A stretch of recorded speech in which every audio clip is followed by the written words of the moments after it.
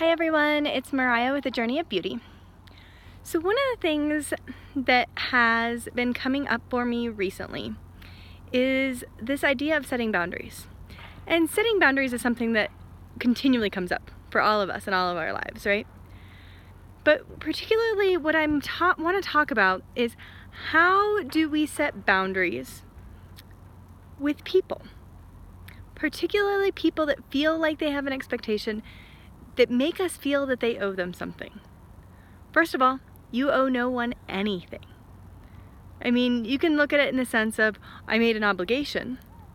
But beyond that, you don't owe anyone anything. And this happens a lot in dating and in relationships. Oh, well, they took me out to dinner. I at least owe them this. You don't owe them anything. So that's a really important thing. But what is it that makes your heart feel like you're in alignment? That may be true. I don't owe them an explanation for why I broke up with them, but it feels in alignment with me to give them that piece of information. Because I would like to share it with them. Not because I owe it to them, but because I desire to. And because I feel that they would desire to receive it. And also likewise, even if you want to give them that explanation, they don't owe you the time to listen. Right? Even if you want to. So the conversation, again, to go back to this idea of consent that I keep talking about, wouldn't be, oh, hey, I wanted to talk to you about why I felt that our relationship was in alignment. It's the, hey,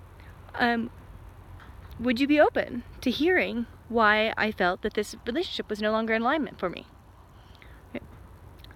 Likewise, I had a friend I was talking to the other day who had a person they had pursued a while ago and seemed to not express similar interest, recently reach out and contact my friend. And my friend was really confused. And it's like, well, you don't owe this person anything. And it is perfectly okay to say, thank you for reaching out to me. I wish you the best. And at this time, I have a very full life doing things I love, and it does not feel in alignment to my highest self to get together and spend time with you. I hope you have a great day. So we don't have to see these people. No matter what the relationship is, Maybe you don't have a great relationship with your family. You don't owe them anything. You don't have to see your family. And you can make it on your terms. And if they don't like your terms, then you can decide within yourself, okay, well, the only time that my mom wants to see me is during X, Y, or Z scenario. I don't want to see her under those scenarios.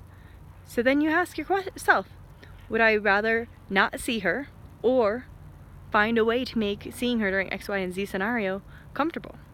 But you don't have to see people.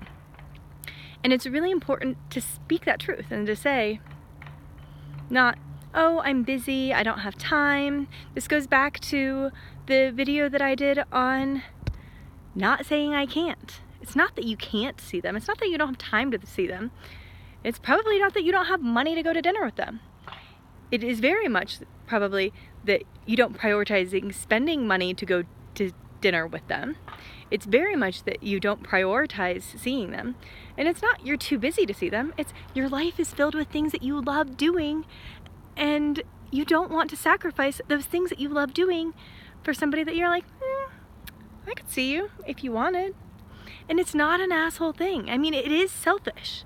But by being selfish, what that means is that you hold your space, you hold your energy, you hold your container. And you can do the work that you're here to do.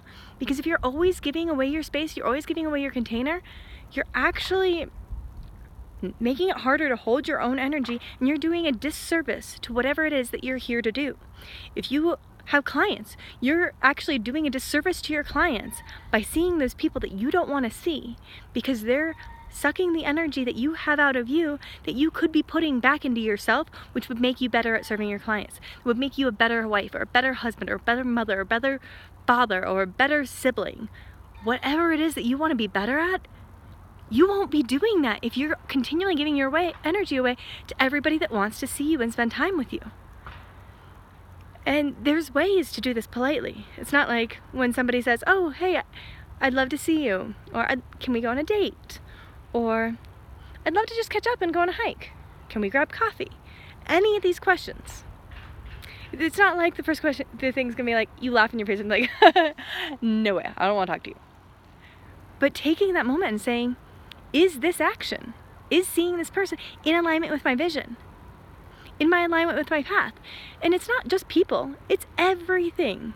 Maybe it's well, I'd love to see you, and going to see a movie is not in alignment with my vision. So could I see you and go on a hike instead? You know, so it's not always saying barrier to the person. Sometimes it's a barrier to the person with the activity.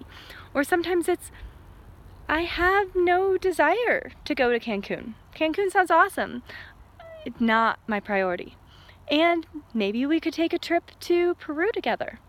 Or maybe let's go bike in Moab. Whatever it is that you want.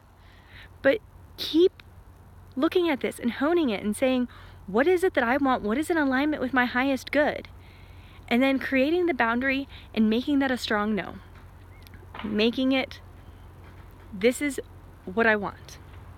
And you don't have to elaborate. So somebody else asked me the other day, they're like, well, it kind of seems mean to say, well, I'd rather hang out in my room by myself than hang out with you. I was like, well, that is rude. But you can say, thank you for the invitation. Right now, I am really enjoying spending some time alone. I hope you are having a great time. You could then say, oh, I hope I see you at this next event, or not. You know, whatever's true for you. But it's not rude to speak your truth. It is, I think, rude to kind of lead people on by saying, oh, I'm busy this week. Oh, I'm busy next week.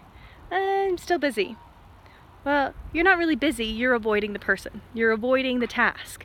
And so be honest with yourself, be honest with them and say, I am really enjoying the things that I'm doing, and that's not something that I would really like to do. There's nothing wrong with saying no.